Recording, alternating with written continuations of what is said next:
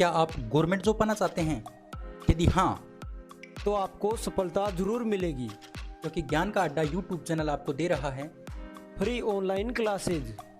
RPSC, SSC, railway, bank, police, पटवार, 8th, 10th and 12th की घर बैठे करें तैयारी। बेस्ट फैकल्टी के साथ। अभी सब्सक्राइब करें ज्ञान का अड्डा यूट्यूब चैनल को और नए नए अपडेट पाने के लिए बेल आइकन प्रेस करें। नमस्कार दोस्तों, स्वागत है आपका आपके अपने यूट्यूब चैनल ज्ञान का अड्डा पर। दोस्तों, जैसा कि आपको पता है, हम बात कर रहे थे मस्तिष्क के बारे में और मस्तिष्क का हमने एक पार्ट पढ़ लिया है। यानी मस्तिष्क में हमने मस्तिष्क को हमने 3 पार्टों में बांटा था, 3 भागों में बांटा था, अग्र मस्तिष्क, मध्य मस्तिष्क और पश्च मस्तिष्क। तो हमने अग्र मस्तिष्क को पढ़ लिया। आज हम मध्य मस्तिष्क और पश्च मस्तिष्क के बारे में चर्चा करने वाले हैं। वीडियो बहुत इंटरेस्टिंग होगा, आपको अंत तक देखना है। अगर आप 10th क्लास में अच्छे से पढ़ना चाहते हैं, 10th क्लास में अच्छे से नंबर लेके आना चाहते हैं, तो आपको रेगुलर क्लास लेनी पड़ेगी। और रेगुलर क्लास नहीं, आपको एक वीडियो कम से कम 2 बार देखना पड़ेगा, फिर उसका लिखना पड़ेगा, फिर उसको आप रिवीजन करना पड़ेगा, तभी आपके नंबर अच्छे आएंगे। ये मैं आपसे दावा करता हूं। दोस्तों, मेरा नाम राकेश सिहाग है और सभी का स्वागत है आपके अपने यूट्यूब चैनल ज्ञान का अड्डा पर। दोस्तों, अगर आप चैनल पर पहली बार हैं तो चैनल को आप सब्सक्राइब करेंगे, बेल आइकन को प्रेस करेंगे और आप हमें फेसबुक, इंस्टाग्राम और टेलीग्राम पर भी फॉलो करेंगे।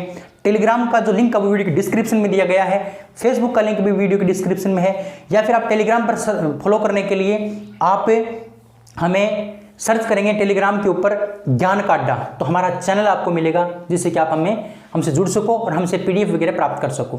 चलिए दोस्तों, आज का वीडियो स्टार्ट करते हैं। वीडियो बहुत इंटरेस्टिंग होगा, बहुत मजेदार होगा, बहुत अद्भुत होगा। वीडियो को आपको अंत तक तो देखना ही देखना है। इसके साथ वीडियो को शेयर जरूर करना है, अपने दोस्तों तक लाइक करना है और कमेंट करना है। चलिए शुरू करते हैं। आज हम पढ़ने वाले हैं किसके बारे में? मध्य मस्तिष्क के बारे में। किसके बारे में? 2 नंबर मध्य मस्तिष्क के बारे में, क्योंकि मैं आपको अग्र मस्तिष्क के बारे में पढ़ा चुका हूं और आज हम चर्चा करेंगे मध्य मस्तिष्क की। देखिए, अग्र मस्तिष्क में हमने 3 पार्ट पढ़े थे। अग्र मस्तिष्क को हमने 3 भागों में बांटा था, पर मस्तिष्क, थैलेमस और हाइपोथैलेमस। आपको याद है? बिल्कुल याद है। आज हम पढ़ेंगे मध्य मस्तिष्क के बारे में। किसके बारे में? मध्य मस्तिष्क के बारे में। और मध्य मस्तिष्क है क्या, इसके बारे में चर्चा करते हैं। तो सबसे पहली बात, हमारा जो मध्य मस्तिष्क होता है ये 4 भागों में बंटा होता है, 4 पिंडों में बंटा होता है। कहने का मतलब, जो मध्य मस्तिष्क है ये 4 पिंडों में बंटा होता है। 4 पिंडों में बंटा होता है। 4 पिंड का मतलब इस प्रकार से 4 पार्ट होते हैं इसके। मध्य मस्तिष्क के कितने पार्ट होते हैं? इस प्रकार से 4 पार्ट होते हैं, यानी 4 पिंड होते हैं। ये आपको बातें ध्यान रखनी है, ठीक है। और ये जो मध्य मस्तिष्क होता है ये कहाँ स्थित होता है? ये हाइपोथैलेमस और पश्च मस्तिष्क के बीच में स्थित होता है। कहाँ पर स्थित होता है? अगर इसकी स्थिति की अगर चर्चा करते हैं तो ये स्थित कहाँ पर होता है? ये हाइपोथैलेमस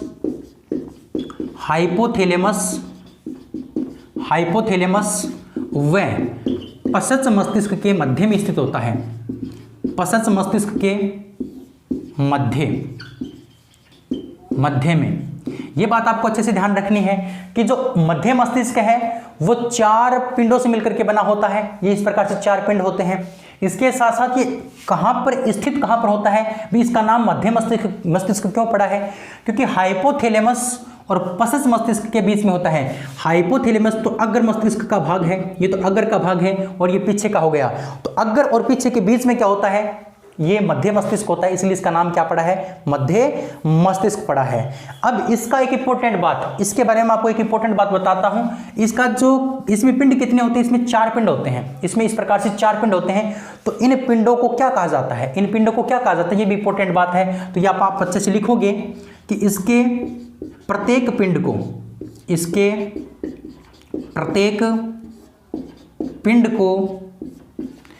प्रत्येक पिंड को कोर्पोरा क्वाड्रिजेमिन कहा जाता है। क्वाड्रिजेमिन कहा जाता है ना। इसके प्रत्येक पिंड को क्या कहा जाता है? कोर्पोरा क्वाड्रिजेमिन कहा जाता है। यह बात आपको अच्छे से ध्यान रखनी है। क्वेश्चन आपसे पूछा जा सकता है कि मध्य मस्तिष्क के प्रत्येक पिंड को क्या कहा जाता है? कोर्पोरा क्वाड्रिजेमिन। ये भी कोर्पोरा क्वाड्रिजेमिन है, ये भी कोर्पोरा क्वाड्रिजेमिन है और ये भी कोर्पोरा क्वाड्रिजेमिन है और ये भी क्या है? कोर्पोरा क्वाड्रिजेमिन है। ये दोनों बात आपको अच्छे से ध्यान रखनी है। रहेगी बात अच्छे से? बिल्कुल रहेगी। कोर्पोरा क्वाड्रिजेमिन। इसके साथ साथ मैं आपको बताऊं, इसके जो ऊपर के जो दो पिंड होते हैं वो तो दृष्टि के लिए काम आते हैं, देखने के लिए, और नीचे के जो दो पिंड होते हैं वो क्या करते हैं, सुनने के काम आते हैं। किसके काम आते हैं, सुनने के काम आते हैं। तो इंपॉर्टेंट बात है, इसके ऊपरी दो पिंड, इसके ऊपरी दो पिंड दृष्टि के लिए तथा नीचे के दो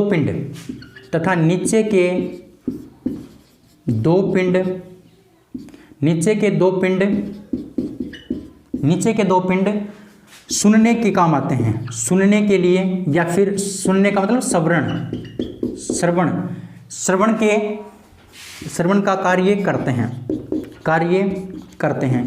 ये बात भी आपको अच्छे से ध्यान रखनी है कि इसके जो ऊपर के दो पिंड है ना, ऊपर वाले दो पिंड, वो तो क्या करते हैं, दृष्टि के काम आते हैं, यानी देखने में काम आते हैं, और नीचे के जो दो पिंड होते हैं वो क्या करते हैं, सुनने का काम करते हैं। यानी कहने का मतलब ऊपर वाले जो दो पिंड होते हैं वो तो किससे संबंधित होते हैं, दृष्टि यानी देखने से संबंधित होते हैं, और नीचे के जो दो पिंड होते हैं ये किससे संबंधित होते हैं, ये सुनने से संबंधित होते हैं, यानी श्रवण क्रिया से संबंधित होते हैं। ये बात आपको अच्छे से ध्यान रखनी है। उम्मीद करते हैं बात आपको ध्यान रहेगी। अर्थात ये मस्तिष्क क्या करता है, अर्थात मस्तिष्क का यह भाग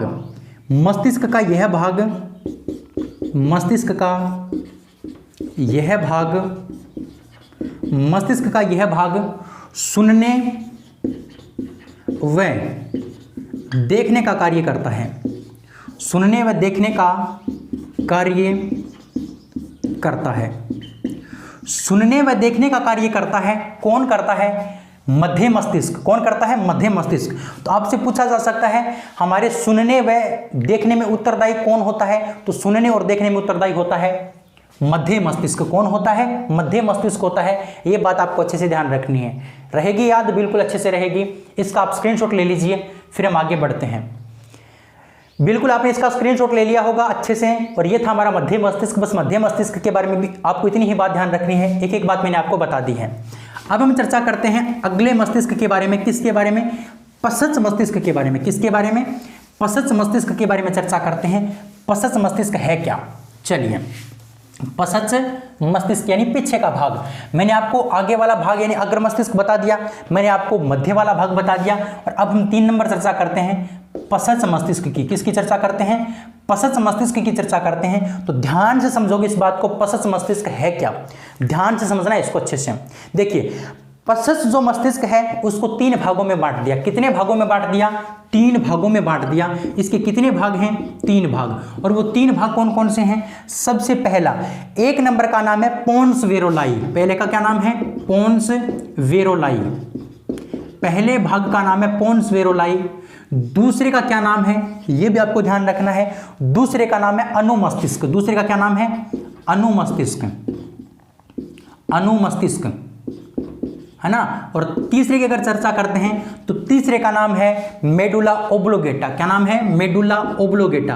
और मेडुला ओब्लोगेटा के बारे में मैंने आपको पीछे बताया था। इसी से क्या जुड़ी होती है, हमारी मेरुरज्जु जुड़ी होती है। क्या जुड़ी होती है, मेरुरज्जु जुड़ी होती है, जो मैंने आपको बताया था। ये 3 पार्ट होते हैं हमारे मस्तिष्क के, ये 3 पार्ट होते हैं पश्च मस्तिष्क के। किसके, पीछे के भाग मस्तिष्क के। तो सबसे पहले चर्चा करते हैं पोन्स वेरोलाई की। किसकी चर्चा करते हैं, पोन्स वेरोलाई की चर्चा करते हैं। पोन्स वेरोलाई क्या है, देखिए पोन्स वेरोलाई क्या काम करता है। तो अच्छे से आपको बात ध्यान रखनी है कि ये जो पोन्स वेरोलाई होता है ये मस्तिष्क के सभी भागों को आपस में जोड़ने का काम करता है। कहने का मतलब यह भाग मस्तिष्क के सभी भागों को आपस में जोड़ने का कार्य करता है। आपस में जोड़ने का कार्य करता है, आपस में जोड़ने का कार्य करता है। ये बात आपको ध्यान रखनी है। यानी जो पोन्स वेरोलाई वाला जो भाग होता है वो क्या करता है, आपस में सभी भागों को, मस्तिष्क के सभी भागों को आपस में जोड़ने का काम करता है। कैसे, मान लो ये अग्र मस्तिष्क है, ये मध्य मस्तिष्क है, और ये पश्च मस्तिष्क है। इसमें भी कितने भाग हैं, इसमें भी 3 भाग हैं, इसमें 1 ही भाग है, इसमें भी कितने भाग हैं, 3 भाग। ये मान लो हमारा पोन्स वेरोलाई है। क्या है, मान लो ये पोन्स वेरोलाई है। तो ये जो भाग है ना, ये सभी को आपस में जोड़ने का काम करेगा। कहने का मतलब इसकी यहाँ होती है इस प्रकार से, सभी में इसमें लगी होती है इस प्रकार से। तो सभी भागों को आपस में जोड़ने का काम किसका होता है? पोन्स वेरोलाई का होता है। ये बात आपको समझ में आई होगी। चलिए, इसके बाद आपको और भी बात ध्यान रखनी है, ये क्या काम करता है और क्या काम करता है, इसका कार्य और क्या है भाई। ठीक है, आपस में जोड़ने का काम तो करता ही करता है, लेकिन इसके अलावा और क्या काम करता है? तो इसके अलावा ये श्वसन क्रिया यानी सांस लेने की क्रिया, चवरण क्रिया यानी चबाने की क्रिया, जब हम खाना खाते हैं तो चबाते हैं उसको चवरण क्रिया, लार श्रावण, अश्रुपात आदि क्रियाओं का नियंत्रण भी इसी के द्वारा होता है। तो समझना, श्वसन क्रिया,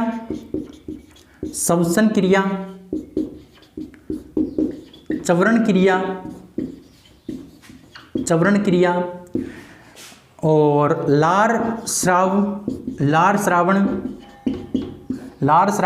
व अश्रुपात आदि का भी नियंत्रण करता है, नियंत्रण भी करता है। ये बात आपको याद रखनी कहीं ना कहीं करता है। समझना मैंने क्या बताया? श्वसन क्रिया का मतलब जो हम सांस लेते हैं, हमारा जो फेफड़ा होता है वो पूरे दिन सांस लेता रहता है, हमारी नाक सांस लेती रहती है, तो वो किसके द्वारा लेती रहती है? इसके ऊपर किसका नियंत्रण होता है? इस श्वसन क्रिया के ऊपर नियंत्रण होता है पोन्स वेरोलाई का। यानी पोन्स वेरोलाई पूरे दिन इस फेफड़े को कहता रहता है काम कर, यानी सांस ले। किसका काम होता है? पोन्स वेरोलाई का। इसी प्रकार से आपको ध्यान रखना है चवरण क्रिया। जैसे ही मान लो ये खाना है, मैं इसको अंदर लेके जाऊंगा तो मेरे दांत अपने आप इस प्रकार से चलने लग जाते हैं ना। बिल्कुल, मेरे जो दांत हैं वो इस प्रकार से चलने लग जाते हैं। तो वो अपने आप नहीं चलते, वो दांत अपने आप नहीं चलते, वो किसके कारण चलते हैं? वो इस पोन्स वेरोलाई के कारण चलते हैं। किसके कारण चलते हैं? पोन्स वेरोलाई के कारण चलते हैं। ये बात आपको ध्यान रखनी है, रहेगी बात याद बिल्कुल। इसके बाद लार श्रवण की चर्चा करते हैं। लार श्रवण का मतलब जब हम खाना खाते हैं या पूरे दिन हमारे मुंह में लार आती रहती है, तो वो किसके कारण आती है? इसी पोन्स वेरोलाई के कारण।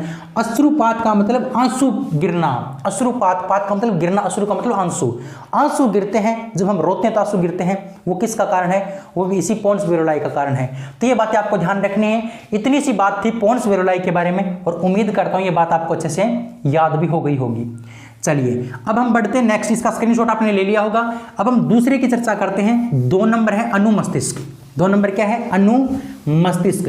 अनुमस्तिष्क के बारे में चर्चा करते हैं। चलिए, अनुमस्तिष्क 2 नंबर है अनुमस्तिष्क।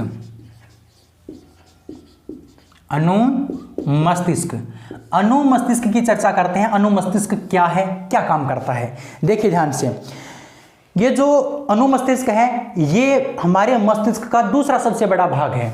मस्तिष्क का दूसरा सबसे बड़ा भाग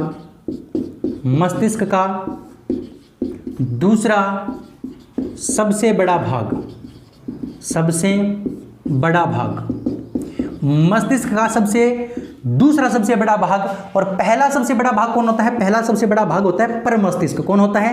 परमस्तिष्क। ये मैंने आपको जब परमस्तिष्क का पार्ट पढ़ाया था तब बताया था कि परमस्तिष्क जो होता है वो हमारे मस्तिष्क का सबसे बड़ा भाग होता है। इसी कारण मनुष्य को क्या कहा जाता है? बुद्धिमान प्राणी कहा जाता है। ये बात मैंने आपको बताई थी। ठीक है, मस्तिष्क का दूसरा सबसे बड़ा भाग होता है। इसके साथ साथ आपको ध्यान रखना है ये सभी ऐच्छिक क्रियाओं का नियंत्रण करता है। किसका नियंत्रण करता है? सभी ऐच्छिक क्रियाओं का नियंत्रण। सभी ऐच्छिक क्रियाओं का नियंत्रण। सभी ऐच्छिक क्रियाओं का जो नियंत्रण है वो किसके द्वारा होता है? सभी ऐच्छिक क्रियाओं का नियंत्रण यही अनुमस्तिष्क करता है। कौन करता है? अनुमस्तिष्क करता है। ऐच्छिक क्रिया का मतलब होता है जो हम हमारी इच्छा के अनुसार करते हैं, जैसे बोलना, है ना, चलना, खेलना, कूदना, ये सारे काम क्या होते हैं? ऐच्छिक होते हैं। जो हमारी इच्छा के अनुसार हो, हम चाहें तो ही करें, उसको बोलते हैं ऐच्छिक क्रिया। तो उनका नियंत्रण कौन करता है? अनुमस्तिष्क करता है। कौन करता है? अनुमस्तिष्क करता है ऐच्छिक क्रियाओं का नियंत्रण, है ना।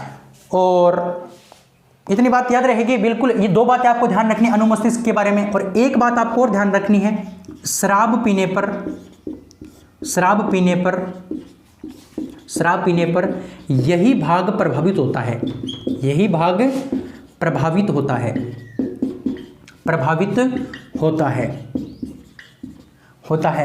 अर्थात इसका मतलब क्या हो गया? शरीर पर नियंत्रण रखने का काम, शरीर पर नियंत्रण रखने का काम किसका होता है? शरीर पर नियंत्रण रखने का कार्य करता है, कार्य करता है। भाई हमारे शरीर के ऊपर नियंत्रण रखने का काम किसका होता है? हमारा जो शरीर है वो नियंत्रित रहता है, डगमगाता नहीं है। वो किसका काम है? वो इसी अनुमस्तिष्क का काम है। किसका काम है? अनुमस्तिष्क का। लेकिन जैसे ही क्या कर लेता है व्यक्ति, दारू पी लेता है, शराब पी लेता है, तो उसका शरीर इस प्रकार से डगमगाने लगता है। क्यों? क्योंकि उसका अनुमस्तिष्क प्रभावित हो जाता है। यही बात मैंने आपको बताई है, शराब पीने पर यही बात क्या होता है? प्रभावित होता है। यह बात आपको याद रखनी है, इसका आप स्क्रीनशॉट ले लीजिए। फिर हम आगे बढ़ते हैं, नेक्स्ट बात करते हैं टॉपिक की। चलिए 3 नंबर हम चर्चा करेंगे मेडुला ओब्लोगेटा के बारे में। किसके बारे में? मेडुला ओब्लोगेटा के बारे में चर्चा करेंगे। मेडुला ओब्लोगेटा क्या है? देखिए ध्यान से, मेडुला ओब्लोगेटा 3 नंबर आप हेडिंग लगाओगे, medulla oblongata, medulla oblongata, oblongata है ना, मेडुला ओब्लोगेटा। चलिए मेडुला ओब्लोगेटा क्या काम करेगा? सबसे पहली बात तो ये अनैच्छिक क्रियाओं का नियंत्रण करेगा। यह अनैच्छिक क्रियाओं का, अनैच्छिक क्रियाओं का नियंत्रण करता है, अनैच्छिक क्रियाओं का नियंत्रण करने का काम किसका होता है? मेडुला ओब्लोगेटा का होता है। यानी मेडुला ओब्लोगेटा ही क्या करेगा? अनैच्छिक क्रियाएं जो होती है ना, अनैच्छिक क्रिया मतलब जो हमें न चाहते हुए भी करनी पड़े। अनैच्छिक क्रिया जैसे कौन कौन सी हो गई? जैसे वमन, वमन का मतलब उल्टी आना, वमन उल्टी आना, छींक आना, है ना। वमन यानी उल्टी, वमन का मतलब उल्टी आना, छींक आना, है ना। इसके साथ साथ हिचकी आना,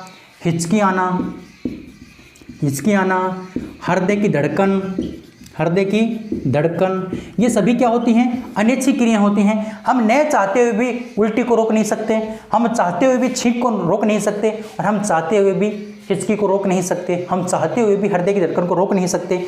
ये हमारी इच्छा के अनुसार नहीं होती, ये हमारी अनैच्छिक क्रियाएं होती हैं जो हम बिना इच्छा से ही होने वाली हैं। हम ये सोच लेंगे आज मेरे को छींक नहीं आनी चाहिए, तो जरूरी छींक नहीं आएगी, आनी है तो आएगी। यह अनैच्छिक क्रिया है। तो इन सभी अनैच्छिक क्रियाओं का नियंत्रण किसके द्वारा होता है? मेडुला ओब्लोगेटा के द्वारा होता है। किसके द्वारा होता है? मेडुला ओब्लोगेटा के द्वारा होता है। और इसके बारे में एक बात और ध्यान रखनी है कि यह मस्तिष्क का अंतिम भाग होता है, यह मस्तिष्क का अंतिम भाग होता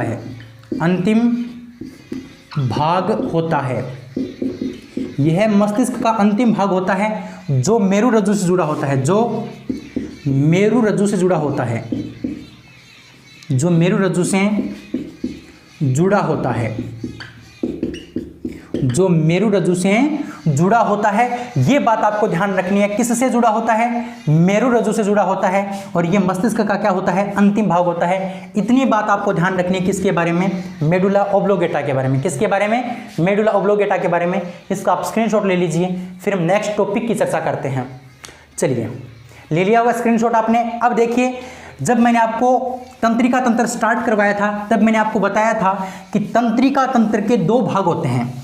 तंत्रिका तंत्र के कितने भाग होते हैं? 2 भाग होते हैं। कौन कौन सा? एक होता है केंद्रीय तंत्रिका तंत्र और दूसरा होता है परिधीय तंत्रिका तंत्र। दूसरा क्या होता है? परिधीय तंत्रिका तंत्र, और पहला क्या होता है? केंद्रीय तंत्रिका तंत्र। केंद्रीय तंत्रिका तंत्र में 2 भाग मैंने शामिल किए थे, मस्तिष्क और मेरु रज्जु को, दोनों बता दिए मैंने आपको। अब हम पढ़ने वाले हैं किसके बारे में? दूसरे पार्ट के बारे में, यानी तंत्रिका तंत्र का दूसरा भाग क्या है? परिधीय तंत्रिका तंत्र, परिधीय तंत्रिका तंत्र, परिधीय तंत्रिका तंत्र।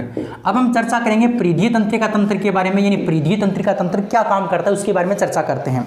देखिए, परिधीय तंत्रिका तंत्र का मतलब क्या होता है वो समझना है। परिधीय का मतलब क्या है? यानी ये जो परिधीय है ना, ये हमारे मेरु रज्जु और मस्तिष्क से निकलने वाली जो मतलब तंत्रिकाएं होती हैं उसके समूह को क्या कहा जाता है? परिधीय तंत्रिका तंत्र कहा जाता है। तो पहले इसकी परिभाषा समझनी हमें जरूरी है। मेरु रज्जु तथा मस्तिष्क से, मेरु रज्जु तथा मस्तिष्क से निकलने वाली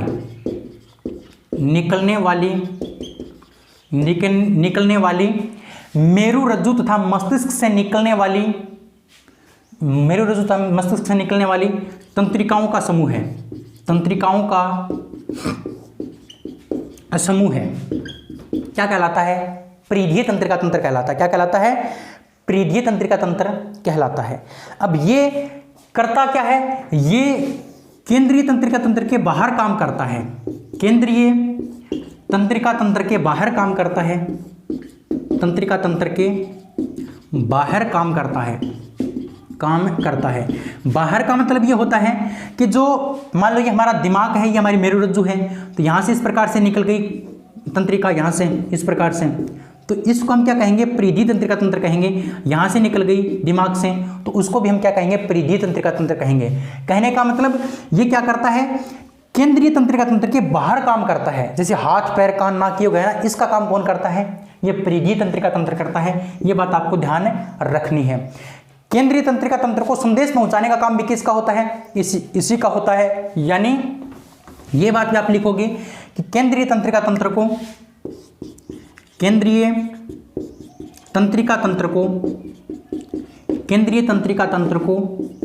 संदेश पहुंचाना तथा वहां से प्राप्त संदेश को वापस लाना।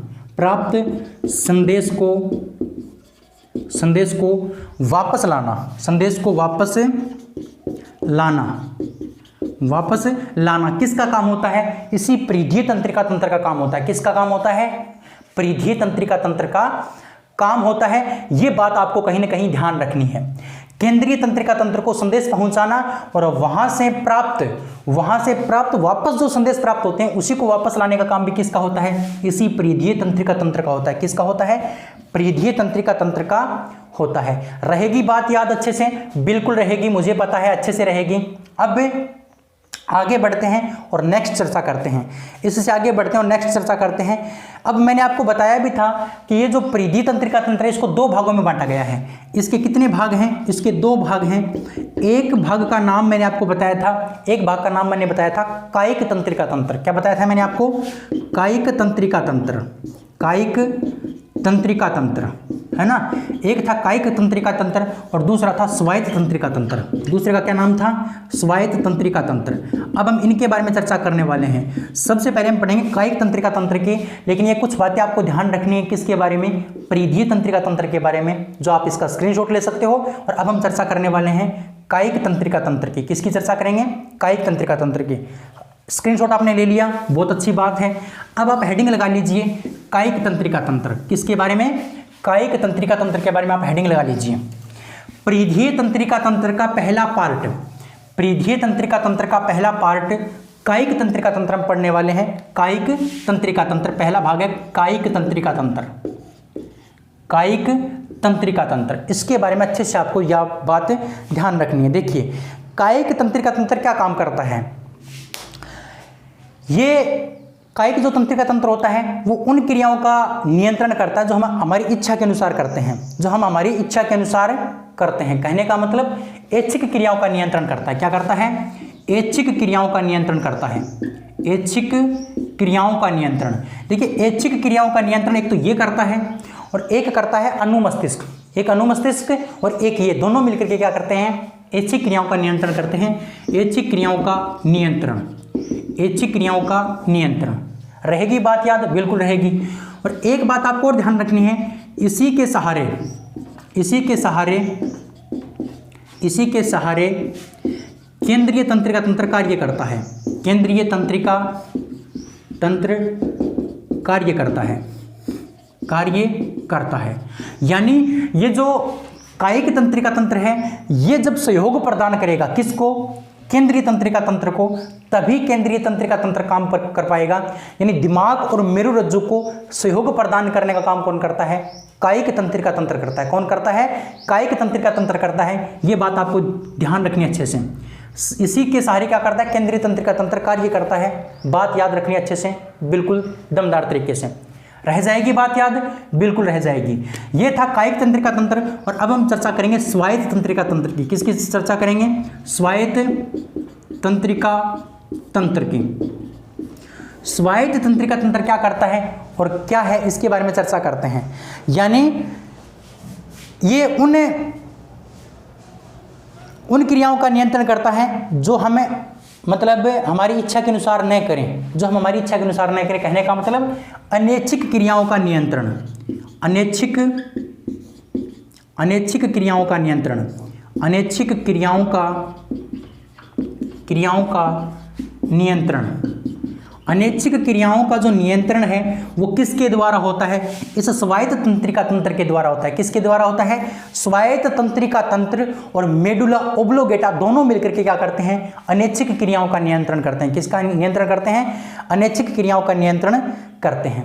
रहेगी बात याद? बिल्कुल रहेगी। और अनैच्छिक क्रियाएं कौन कौन सी होती है वो बात मैंने आपको बताई थी, जैसे उल्टी आना, है ना, हिचकी आना, छींक आना, वो सभी अनैच्छिक क्रिया होती हैं और उनका कार्य कौन करता है? स्वायत्त तंत्रिका तंत्र करता है।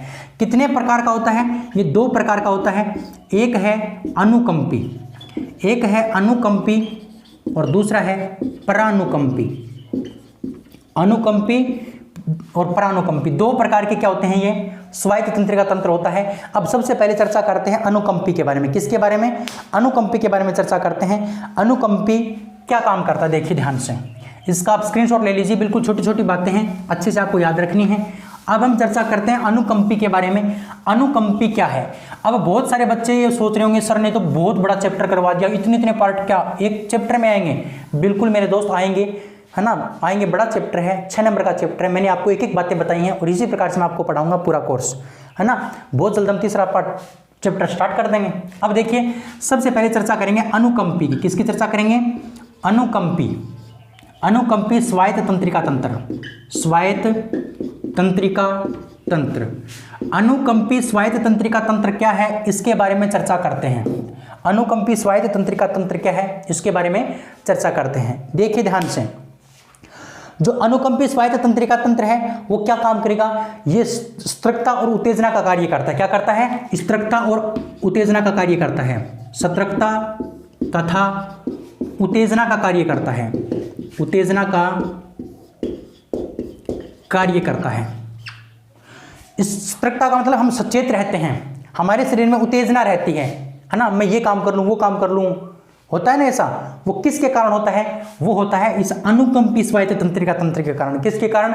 अनुकंपी स्वायत्त तंत्रिका तंत्र के कारण। ये क्या करता है? ये आपातकालीन स्थिति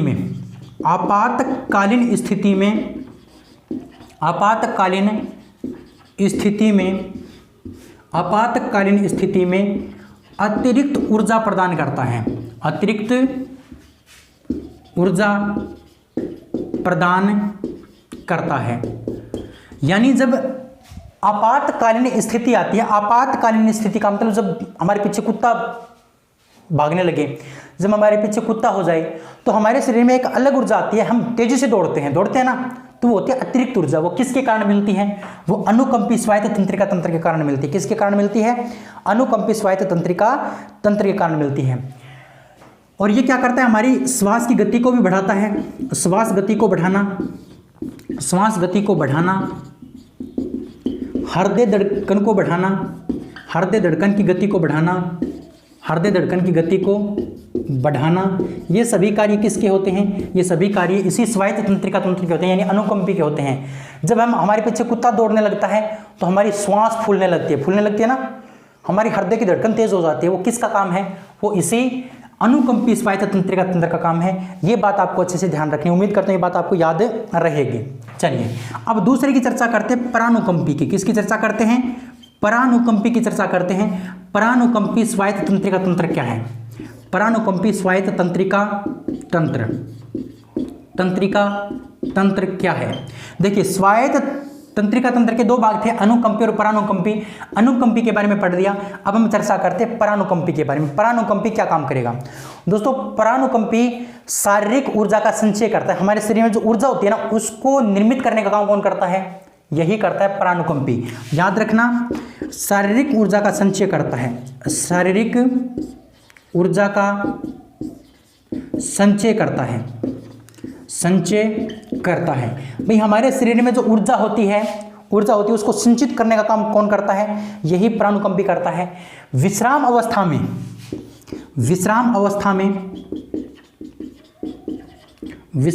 में शरीर को ऊर्जा देने का कार्य करता है। ऊर्जा देने का कार्य करता है। भाई जब हम विश्राम कर रहे होते हैं, जब हम सो रहे होते हैं, तो भी हमारी सांसें चलती रहती हैं, तो भी हमारा खून है वो बहता रहता है। तो वो जो ऊर्जा मिलती है ना, उसको खून को बहने के लिए, सांस लेने के लिए जो ऊर्जा हमारे शरीर में चाहिए, वो ऊर्जा कौन देता है? वो ऊर्जा प्राणुकंपी देता है। कौन देता है? प्राणुकंपी देता है। यानी विश्राम के समय में ये एक्टिव हो जाता है, और विश्राम के समय में एक्टिव होकर के क्या करता है? हमारे शरीर में ऊर्जा देने का काम कौन करता है? यही करता है। कौन करता है? यही करता है। इसके साथ साथ आपको ध्यान रखना है, आंख की पुतली यानी जब कभी भी हम सूर्य की तरफ देखते हैं तो हमारी आंख की पुतली इस प्रकार से सिकुड़ जाती है। सिकुड़ जाती है ना, आंख की पुतली को सिकोड़ता है, आंख की पुतली को सिकोड़ता है। यानी जब हम सूर्य की तरफ देखते हैं तो हमारी आंख इस प्रकार से छोटी छोटी हो जाती है। वो किसके कारण होती हैं? वो इसी प्राणुकंपी स्वायत्त तंत्रिका तंत्र के कारण होती हैं। क्यों होती हैं? अगर हमारी पुतली, आंख की पुतली छोटी नहीं होगी तो हमारी आंख में क्या हो जाएगा? हमारी आंख की जो देखने की क्षमता वो चली जाएगी, क्योंकि सूर्य की किरणें जब ज़्यादा हमारी आंख में जाएंगी ना तो उस कोर्निया को खत्म कर देंगी। प्रकाश की किरणें, सूर्य के प्रकाश की किरणें क्या कर देती हैं? हमारी कोर्निया को खत्म कर देती हैं। लेकिन उस प्रकाश की किरणों को जाने नहीं देता है। कौन नहीं जाने देता? प्राणुकंपी। जब भी हम क्या करते हैं, सूर्य की तरफ देखते हैं तो हमारी आंखें अपने आप छोटी हो जाती हैं, आंख की पुतली छोटी हो जाती है। वो किसके कारण होती है? वो इसी प्राणुकंपी के कारण होती है। किसके कारण होती है? प्राणुकंपी के कारण होती है। ये कुछ बातें आपको ध्यान रखनी थी अनुकंपी और प्राणुकंपी के बारे में। उम्मीद करता हूं आपको समझ में आया होगा। इसका आप स्क्रीनशॉट ले लीजिए, फिर हम आगे बढ़ते हैं। बिल्कुल इसका आपने स्क्रीनशॉट ले लिया होगा। अब देखिए बाबू, मैंने आपको मस्तिष्क का टॉपिक करवा दिया, कहने का मतलब मैंने आपको तंत्रिका तंत्र कंप्लीट करवा दिया। हमने क्या क्या पढ़ लिया और हमारा कितना टॉपिक और बचा हुआ है, उसके बारे में थोड़ी सी बात कर लेते हैं। देखिए, हमने सबसे पहले स्टार्ट किया था पाचन तंत्र से। कहां से स्टार्ट किया था? पाचन तंत्र से स्टार्ट किया था। सबसे पहले हमने पढ़ा पाचन तंत्र। 1 नंबर पढ़ा था पाचन तंत्र, 2 नंबर हमने पढ़ा था श्वसन तंत्र, श्वसन। 3 नंबर हमने पढ़ा था परिसंचरण। उसके बाद हमने पढ़ा था 4 नंबर उत्सर्जन के बाद हमने 5 नंबर पढ़ा था जनन तंत्र। क्या पढ़ा था? जनन तंत्र पढ़ा था। जनन तंत्र के बाद 6 नंबर हमने पढ़ा है तंत्रिका तंत्र। क्या पढ़ा है? तंत्रिका तंत्र। और अब हम 7 नंबर पढ़ने वाले हैं अंतःस्रावी तंत्र। क्या पढ़ने वाले हैं? अंतःस्रावी तंत्र। और अंतःस्रावी तंत्र के 2 वीडियो आएंगे। कितने वीडियो आएंगे? इसके 2 वीडियो आएंगे। और 2 वीडियो के बाद ये चैप्टर क्या हो जाएगा? खत्म हो जाएगा। और फिर हम नया चैप्टर स्टार्ट करेंगे, 3 नंबर चैप्टर, जो बहुत इंटरेस्टिंग है। इस प्रकार से हमारी बायोलॉजी में 4 चैप्टर हैं। उसके बाद हमारी केमिस्ट्री आ जाती है, केमिस्ट्री के बाद हमारी फिजिक्स आ जाती है, और फिर हमारा क्या हो जाता है? कंप्लीट हो जाता है। आपकी पूरी साइंस को 4 भागों में बांटा गया है। साइंस के 4 भाग हैं। सबसे पहले बायोलॉजी 4 पार्ट, उसके बाद केमिस्ट्री, उसके बाद फिजिक्स, और उसके बाद कुछ पर्यावरण अध्ययन के भी क्या हैं? चैप्टर हैं, जो मैं आपको अच्छे से कराने वाला हूँ। तो ये बातें हमने पढ़ ली हैं। हमारा सिर्फ और सिर्फ एक पार्ट बचा है। वो कौन बचा है? 7वां बेटा बचा है। कौन सा? अंतःस्रावी तंत्र। तो अच्छे से ये बातें आपको ध्यान रखनी है। मैंने क्या करवा दिया, क्या मैं पढ़ाने वाला हूँ, कैसे मैं पढ़ा रहा हूँ, आप नोट्स बना रहे हैं या नहीं बना रहे, ये आपकी जिम्मेवारी है। क्योंकि अगर आप नहीं पढ़ोगे, पढ़ाने के बाद भी नहीं पढ़ोगे, तो हम क्या कर सकते हैं? आपके माता पिता क्या कर सकते हैं? आपके माता पिता ने आपको मोबाइल दे रखा है पढ़ने के लिए, पढ़ सकते हो। स्कूल लगने के अभी कोई चांसेस नहीं है। स्कूल कब लगेंगे? नवंबर में लगे, अक्टूबर में लगे, या फिर सितंबर में लगे, या फिर अगस्त में लगे, कब लगे उनका कोई पता नहीं है। जब तक स्थिति सुधार नहीं होगी तब तक आपके स्कूल लगने के बहुत कम चांस हैं। और अगर आपके स्कूल नहीं लगेंगे तो आप बताओ मतलब पढ़ाई कैसे करोगे? तो पढ़ाई करने के लिए ये ज्ञान कांटा यूट्यूब चैनल आपको पूरी भरपूर मज़ेदार पढ़ाई दे रहा है। बस आपको अच्छे से डेडिकेशन के साथ आपको पढ़ने की ज़रूरत है। दिल लगा के आपको पढ़ना है। जो भी हम पढ़ाते हैं वो आपको अच्छे से पढ़ना है। उम्मीद कर रहा हूँ कि आप इस चैनल से पढ़ करके संतुष्ट होंगे। अगर संतुष्ट हैं तो आप अपने दोस्तों को भी जोड़ लीजिए, जिससे कि आपको पढ़ने में बहुत अच्छा फील हो। उनके साथ कंपटीशन करके पढ़िए कि मैंने आज राकेश सर से ये पढ़ा है और तूने क्या पढ़ा, आज तेरे को कितना याद हुआ, मेरे को कितना याद हुआ। इस प्रकार से कंपटीशन करके पढ़ोगे तो आपको स्कूल में क्या पढ़ाया जाएगा, क्या नहीं पढ़ाया जाएगा, उसकी कोई टेंशन नहीं है। आपको साइंस और मैथ तो बिल्कुल अच्छे से क्लियर हो जाएगी, ये मैं आपसे दावा करता हूँ। अगर आप चैनल के ऊपर पहली बार थे तो चैनल को आप सब्सक्राइब करेंगे और बेल आइकन को प्रेस करेंगे। और हमें आप हमें क्या कर सकते हो, फेसबुक, इंस्टाग्राम और टेलीग्राम पर भी फॉलो कर सकते हो, जिसका लिंक वीडियो के डिस्क्रिप्शन में है। चलिए दोस्तों, आज की इस वीडियो को यहीं पर समाप्त करते हैं। अगले वीडियो में फिर मिलेंगे। तब तक के लिए जय हिंद, जय Bharat. Thank you, bye bye.